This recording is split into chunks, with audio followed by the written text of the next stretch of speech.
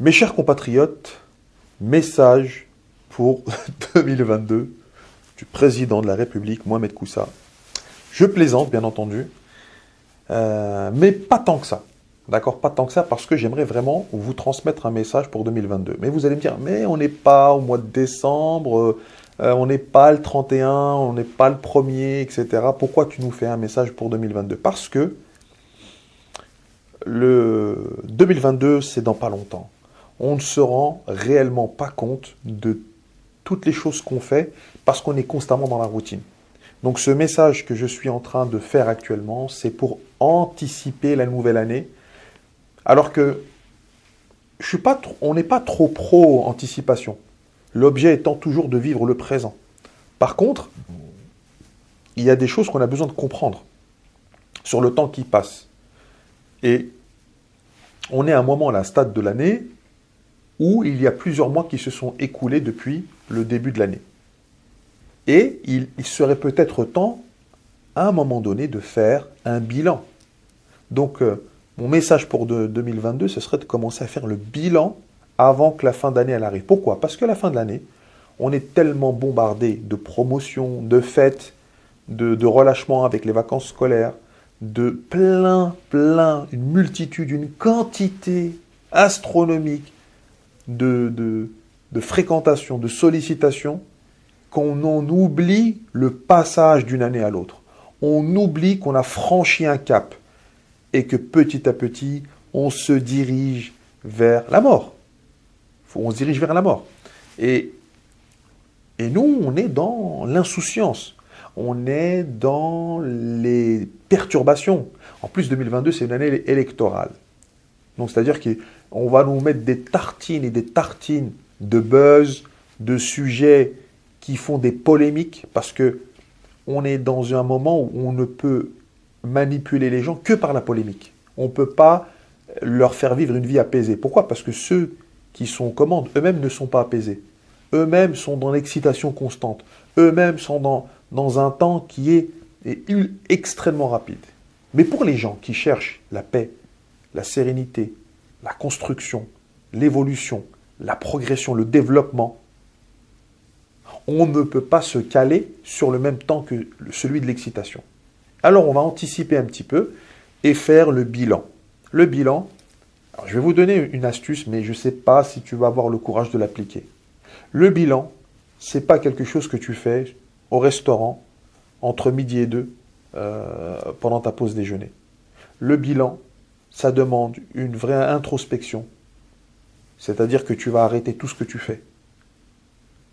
Tu te poses et tu prends le temps qu'il faut. Ça peut prendre 1 jour, 2 jours, 3 jours, une semaine. La question, c'est est-ce que tu vas avoir le courage à un moment donné de prendre ce temps pour enfin voir ce que tu veux vraiment. Comment tu peux croire à un instant que le métro, boulot, dodo, qui produit de plus en plus de burn-out, de plus en plus d'obésité, de plus en plus d'anxiété, de plus en plus de maladies psychiques et psychologiques, comment tu peux encore penser que ce modèle de vie, il apporte le bonheur? On le sait, c'est faux. On le sait, c'est faux. Le constat il est alarmant. Combien de domaines où il y a des suicides professionnels? Il y en a énormément, il y en a plein. Dans la police, dans l'enseignement, chez les médecins. Ceux qui sont censés soigner, préserver la vie, eux-mêmes se suicident. Il y a un problème. Comment on peut arriver à un degré de développement de l'humanité où les gens pensent à se tuer? Parce qu'ils ne font pas le bilan. Ils courent après la carrière, ils courent après l'argent. Ils courent, et quand tu dis, mais pourquoi tu cours? Mais qui t'a demandé de faire ça? Et en fait, parce qu'on intègre des éléments extérieurs, on construit notre vision avec, et on pense que c'est nous qui les avons créés. Et qu'il faut faire comme ça. Mais non, c'est pas comme ça qu'il faut faire. On se pose, on réfléchit, on fait le bilan. Et après, on peut passer à une nouvelle étape de notre vie. Pour moi, le message de 2022, il est simple. C'est celui-là. Fais le bilan. Alors, si tu peux faire le bilan de l'année, c'est bien. Si tu peux faire le bilan de ta vie, c'est encore mieux. Tu en es où aujourd'hui, personnellement? Quel est ton ton niveau d'épanouissement. Est-ce que tu es heureux? Est-ce que quand tu te lèves le matin, tu te lèves comme ça et tu es content, que tu sens du bonheur, que tu te sentes bien parce que tu as des bonnes relations avec ton conjoint, avec tes enfants, avec tes voisins, avec ta famille. Alors, c'est pas Charles Ingalls, hein, et c'est pas, tu vas t'entendre bien avec tout le monde, hein.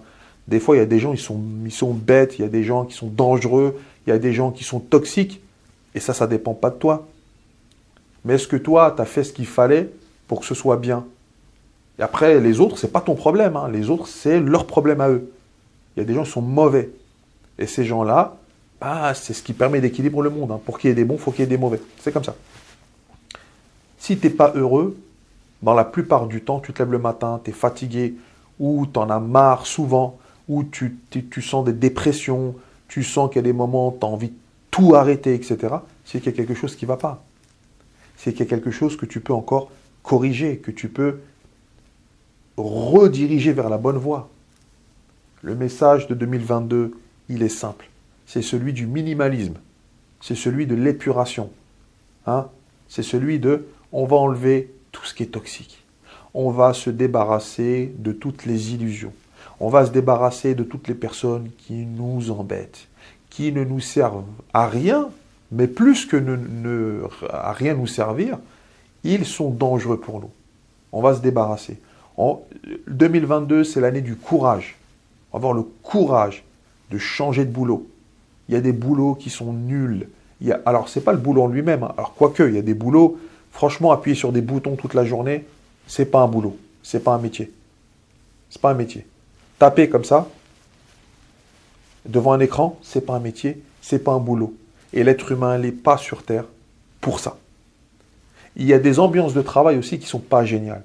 Vous savez, les mondes de l'entreprise. Et les collègues et les hypocrites. Hein, l'autre qui parle sur l'autre.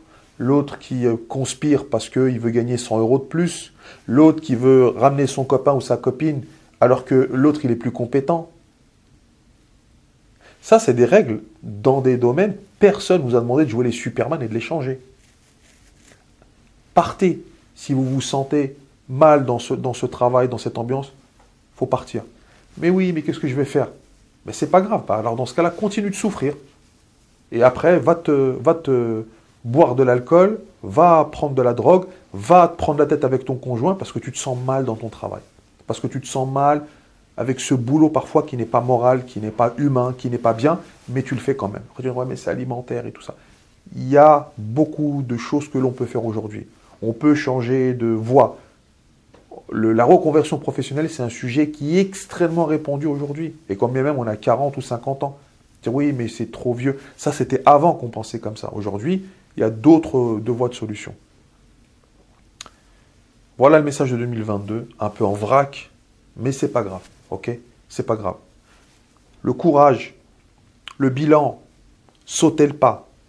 Sauf si tu penses que ta vie, elle est bien. Tranquille, c'est bien. Que c'est équilibré, que tu as tout ce qu'il faut, tant mieux. Voilà le message de 2022, chers compatriotes. Et vive Bruce Lee, et vive Internet, et vive Facebook.